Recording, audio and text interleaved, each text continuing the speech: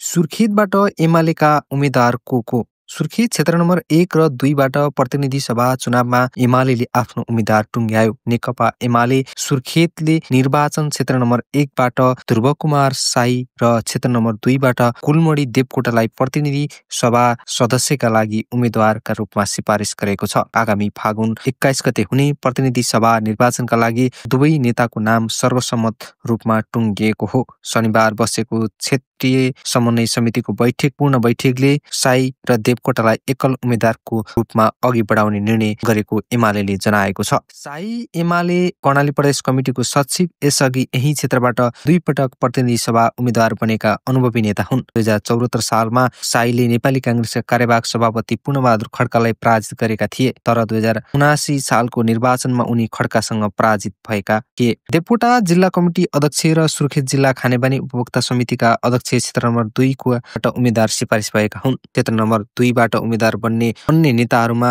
जिल्ला पूर्व अध्यक्ष अमृत कुमार विशी, जिल्ला उपाध्यक्ष मोहन सिंह बडुवाल, प्रदेश सचिवालय सदस्य गणेश ओली र जिल्ला सचिवालय सदस्य भूपेन्द्र दर्लामीको उम्मेद्वार रहेको थियो र एकल रूपमा देवकोटालाई सिफारिस गरिएको हो। एमाले देवकोटालाई मात्र उम्मेद्वारका रूपमा अघि सार्ने निर्णय गरेको हो। यसरी सुर्खेत 1 र 2 बाट एमालेका उम्मेद्वार टुङ्गिए। अब चुनाव मैदान तताउँदैछ। आगामी फागुन 21 मा मतदाता निर्णय गर्नेछन्।